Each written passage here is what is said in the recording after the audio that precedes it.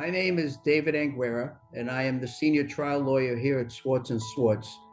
And I have an important message for all of you, and in particular, parents. This is Red Bull. This is an energy drink. There are numerous energy drinks out there in the market. Did you know that energy drinks can kill you if you drink them in excess? That is a fact that is known by the medical profession, known by Red Bull and other energy drink manufacturers, and yet that information is not provided to most consumers. So the purpose of this video is to educate you as best as I can regarding the potential dangers of these energy drinks and provide you with some information so you can conduct your own research about it. First, energy drinks have been on the market for many, many years. And what these energy drink manufacturers do is they promote these drinks, and the message is that they are safe. Not only that they are safe, but they give you additional energy. They give you more strength, more endurance. They promote these drinks by using advertisements related to athletic events, race car events, soccer events, all kinds of athletic events, in the hopes that the message that you receive is one, that if you drink these energy drinks, you're going to perform better. What they don't tell you is that there are excessive amounts of caffeine and other ingredients in these drinks that if you drink them in excess, then they are potentially dangerous to you. Now, of course, one can alone will probably not cause much of a problem.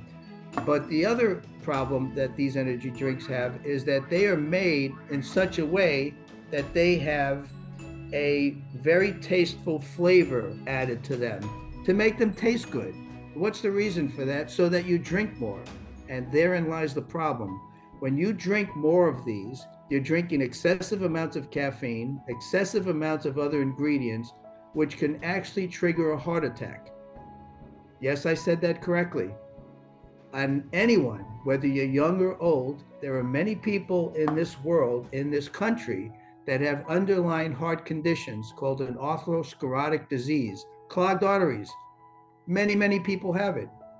And there's scientific research and multiple studies that have proven that excessive amounts of these energy drinks can trigger your heart to go into an abnormal rhythm and kill you. Now, you should be aware of that. And these energy drink manufacturers should be telling you that. Another important event is that they're promoted for children to drink, whether they're adolescents, they're in high school or college.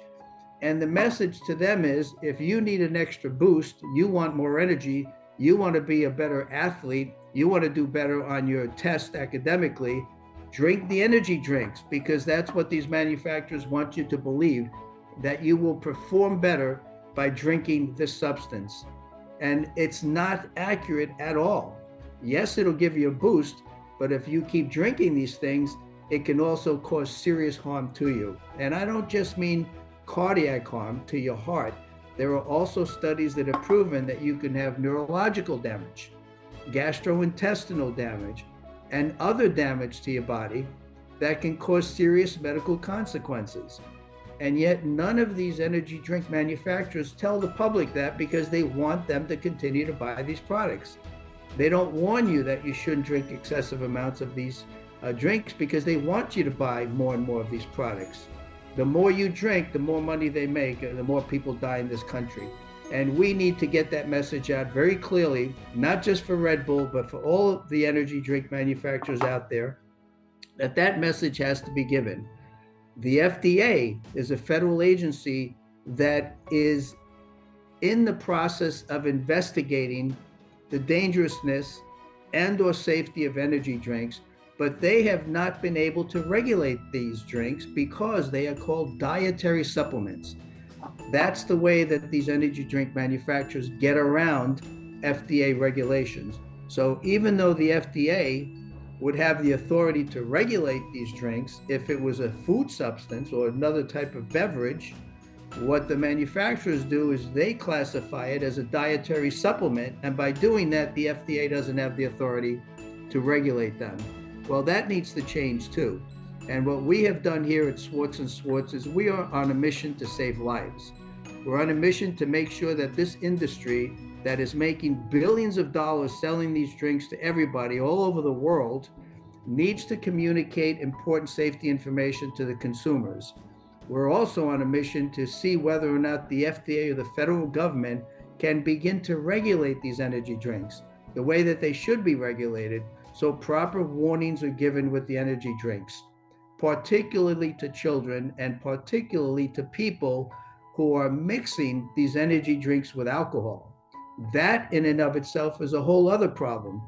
Any of you can go online, Google right now, and Google vodka Red Bull, and you'll be amazed at how many videos you will see, recipes you will see about mixing energy drinks with alcohol. It sounds like a good idea, doesn't it? Makes it taste good, right? No, wrong. It's very dangerous because what you have is a deadly combination of alcohol that acts like a depressant, and then you have the energy drink that makes you feel all energetic. And together, that combination allows people, many people, to not feel the effect of alcohol the way they normally would without the energy drink, so they keep consuming the alcohol. Now you have an intoxicated person with excessive amounts of energy drink in the system, and that's a deadly combination that needs to be avoided. And the general public needs to know this because there's just so many ads out there advocating that, oh, it's great to mix these energy drinks with alcohol, that they're relatively safe, you can drink as much as you want, it's relatively safe. And that's all false advertising.